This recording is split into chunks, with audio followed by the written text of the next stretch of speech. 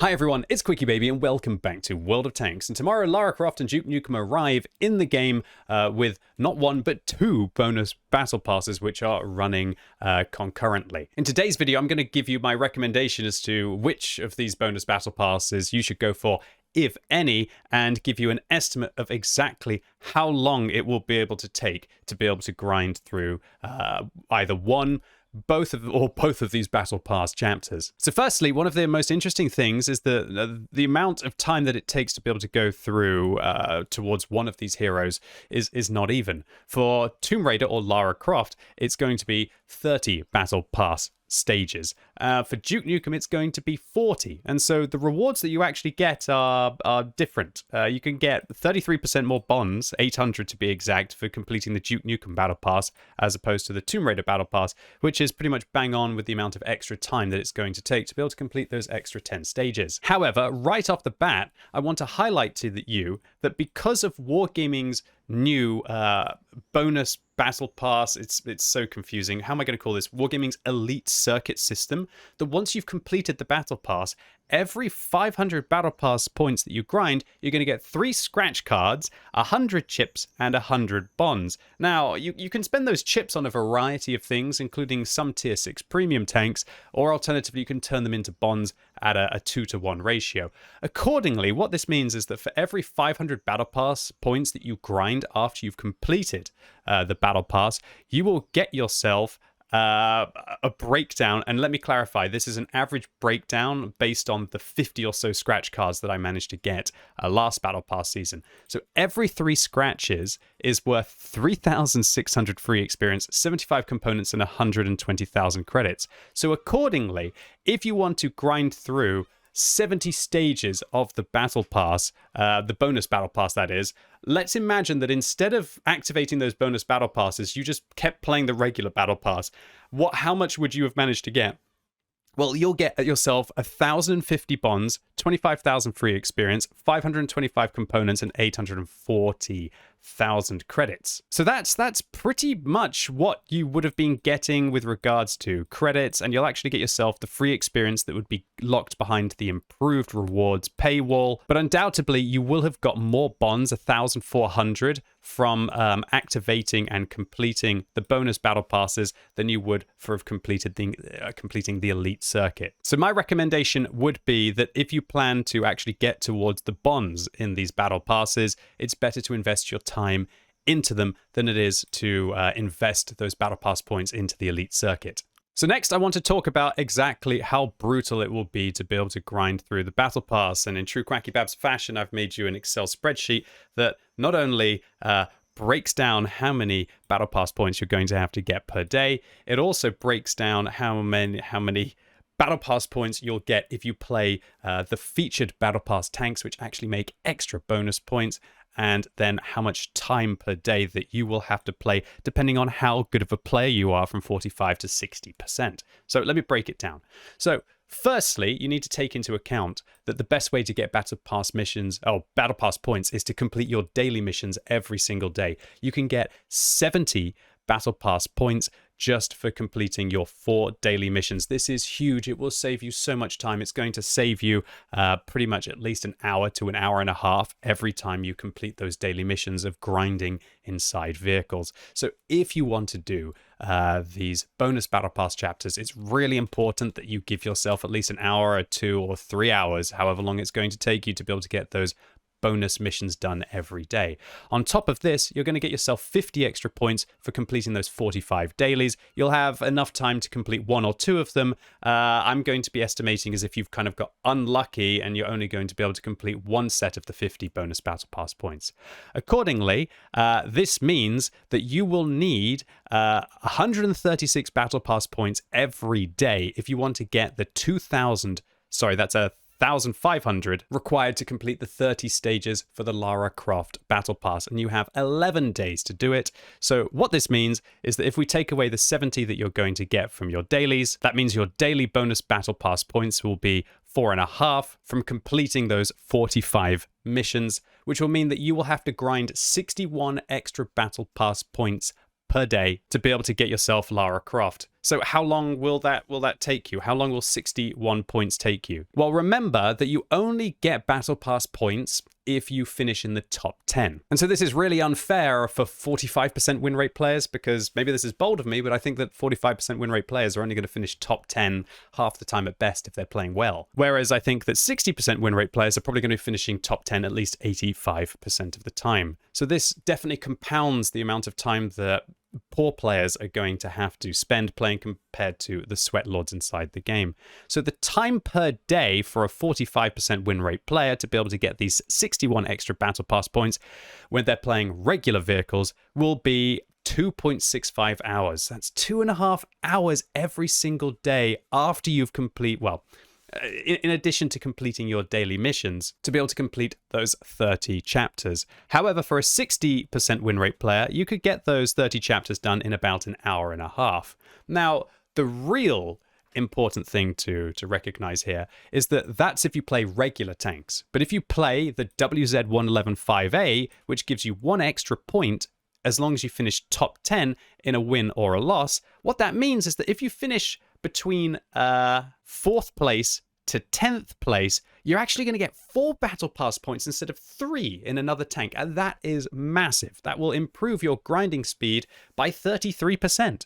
Accordingly, that means that if you play the WZ-111-5A, it's going to take you 2.2 hours rather than 2.65. So that's literally half an hour every day if you're a 45% win rate player, just because you played the WZ-111-5A compared to playing the non-bonus Battle Pass tanks. Now, let me clarify, these vehicles have a max of 1,000 points. So unfortunately for you, if you've been grinding your WZ-111-5A already, you're not going to be able to use it for that much. And also, you will have to play other vehicles as well. So you can't just play the WZ-111-5A for 1.5 or 2 hours every day for the next 11 days to be able to complete this Battle Pass chapter. That's not going to work. So for the better players out there, you could play the M48. And for the great players out there, you could play the Can Opener and really rip and tear your way through the Battle Pass if you play incredibly sweaty. Let me also clarify that while the WZ-111-5A is a great option across the board, which is why I'm using it in the calculation for all tiers of players, tier 10 might not be the tier for everyone. And so for a lot of players, you can actually make use of finishing tanks. So what this means is that if you finish a tank with regards to its battle pass points, for example, in the Hetzer, because you can do it from tier 4 now, after you've got 70 battle pass points, you'll get 15 extra. And that's actually massive, really massive. If it perfectly procs, that's actually 20% extra battle pass points per game just for finishing your tier 4 tanks. And if you decide to play your tier 5 vehicles, you're going to get 15 extra battle pass points for 85 bonus battle pass points. And so this is what I said in a video a month or so ago, that if there's a bonus battle pass coming, if you prep lots of your tier 4 tanks to being just about to get the bonus battle pass points, then when the bonus battle pass activates and you activate it, you go and play one game and you're going to be getting 15, 15, 15, 15, 15 in a wide variety of vehicles, and give yourself a huge boost to your battle pass points. But it requires a lot of prep to be able to do that. So this will be a much better option for casual players to be able to get through than just going in and grinding at tier 10 and feeling helpless and losing a lot of credits on your account. So you know how long it will take to do Lara? How long is it going to take to do Duke Nukem? Well, it's a lot more spicy. And here's the reason why. Now, remember, Duke Nukem's Battle Pass, it should only be 33% harder, right? But remember, you're getting 70 of your Battle Pass points every day for just completing your missions, just for spending a certain amount of time that it takes that you'd play anyway to be able to achieve them. But when we increase the amount of Battle Pass points you need per day from 36 up to 81 to be able to complete 40 stages instead of 30, that number of 70, it doesn't get any bigger. Accordingly, you need to get 107 Battle Pass points per day rather than 61, which means that it's got way harder than 33% more tricky. Because of the way that these bonus Battle Pass points works, the Duke Nukem Battle Pass will be 75% harder than the Lara Croft Battle Pass if you log in every day and complete your daily missions. And so let this be a warning to you that if you think, I really want Duke Nukem, the amount of time that you have to invest is substantially harder. If you are a casual player at 45% wins, it's going to take you 4.6 hours per day, or 3.8 hours per day if you grind the WZ111 5A, compared to the 2.5 to low amounts of 2 hours per day for Lara Croft. And if you're the sweatiest of players, it's still going to take you 2.7 hours per day. That's after your daily missions are already accounted for to be able to get it. And if you're playing the WZ111 5A, it's still 2.25 hours per day compared to the 1.25 that you would have to be able to get Lara Croft. So look at your schedule, look at the amount of time that you have, look at my breakdown of the time it will require you, and you make your decision about what is actually feasible for you to be able to achieve. Now, once again, I want to reiterate that by far the only way that you're going to be able to make these times realistic is if you log in every day and do those daily missions. So if you end up getting really frustrated that you can't get those 7 crits in a battle, or that you can't get those 4 kills in a single game, just know it's probably going to be a half an hour extra of grinding for each time you can't do one of those missions. I'd also like to highlight that maybe not a lot of you know, but it's actually possible to re-roll these missions, but you can do it once every 4 hours. But keep in mind, you can't re-roll the final mission that you get after you've completed the 3. So you might find an easier mission to be able to do quicker if you need to get it done fast on the day. Or alternatively, you just want a different kind of reward. So now the really sickening data, and that is how long will it take if you complete both of these Battle Pass chapters? Because remember, now you are needing 243 points per day because the 70 bonus points that you get aren't increasing, and you want to do 70 stages.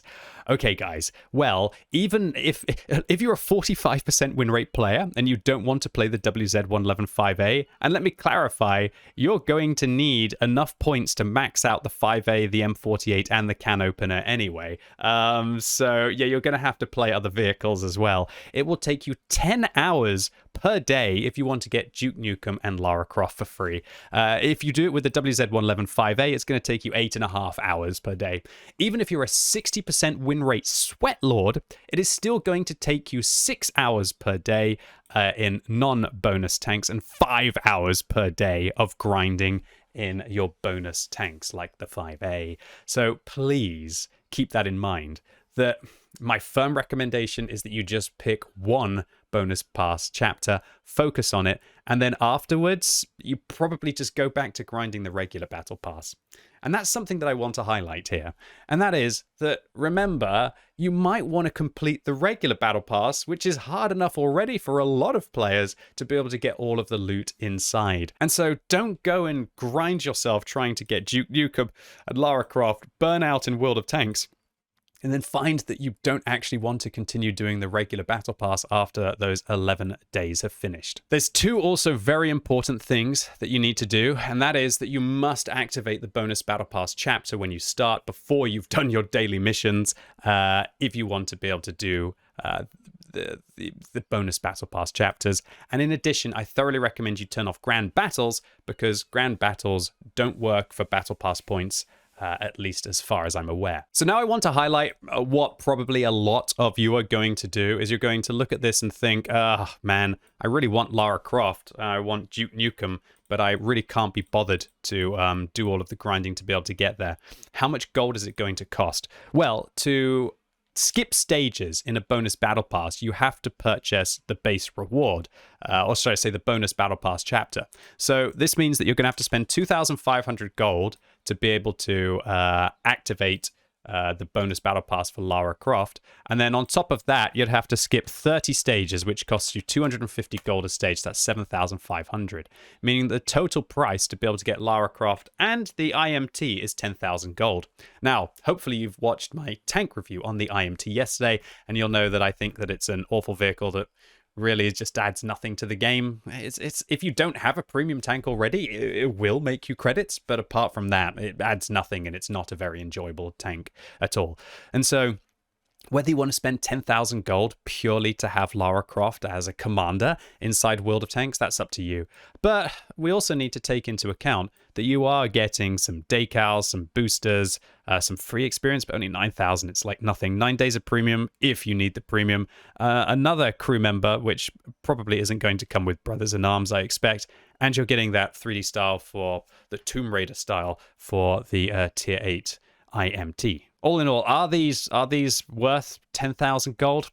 It's only if you really like Lara Croft. That's £30 in money if you need the gold right now. Whether Lara Croft is worth £30, that's up to you. So for Duke Nukem, the price tag is going to be higher, not that high. It's going to be 3,500 gold base, and then you're going to have to skip 40 stages at 250 gold. That's 13,500 gold. Now, you will get yourself more rewards for Duke Nukem, get yourself some extra bonds, get yourself some extra free experience and premium days, get yourself Dr. Proton, but more importantly, you're going to get yourself the TS6. Now, as you'll know from my tank review, which hopefully you've watched, the TS6 is definitely the better tank out of the two.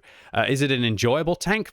Personally, for me, not really, and I don't think it adds too much compared to what we already have inside the game, but it's a fine Tier 9 premium tank, and while I don't think it's that enjoyable, it is a Tier 9 premium that you can use to be able to grind bonds and make credits at the same time. But remember, as I've highlighted, the amount of time that you have to invest, unless you want to skip Battle Pass stages, is substantially higher, 75% higher playtime for Duke Nukem than it will be for Lara Croft. So let's come to a conclusion and give final recommendations. Are either of these two tanks must-haves? Not really. However, the amount of time that it will take you to be able to grind through the Battle Pass, honestly, to be able to get yourself a Tier 6 for 3,500 gold, if you've grinded through the Battle Pass, it's a good deal. Is the IMT for 2,500 gold a good deal?